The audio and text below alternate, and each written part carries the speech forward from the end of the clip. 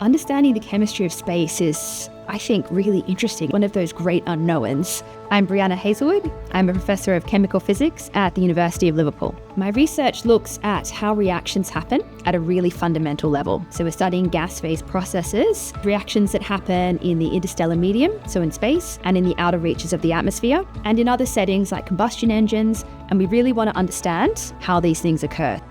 A lot of the models that describe the chemistry occurring in a lot of gas phase environments is built on underlying kinetic data based on completely untested predictions. So for example, if we want to think about our atmosphere, if we want to understand the goals of emissions targets, we need to get the underlying reactions correct in order for the models to be able to predict what changes in emission targets might result in.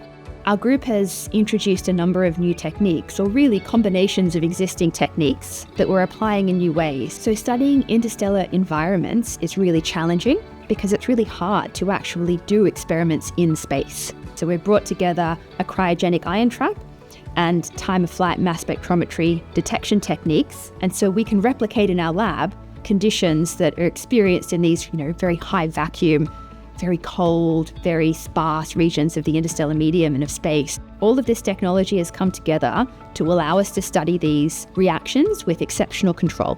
My favorite part of being a scientist is getting to work with so many different people. Our research is really interdisciplinary. Everyone brings a different perspective, a different viewpoint, and we learn from one another. And this diversity of ideas that it brings has allowed us to answer questions in new ways.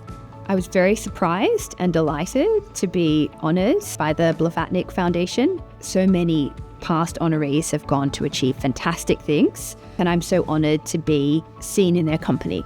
Science is a team sport. If someone has a win in their experiment and achieves an amazing result, we all celebrate. We have so many setbacks. It's so hard what we do that we've got to celebrate all the wins.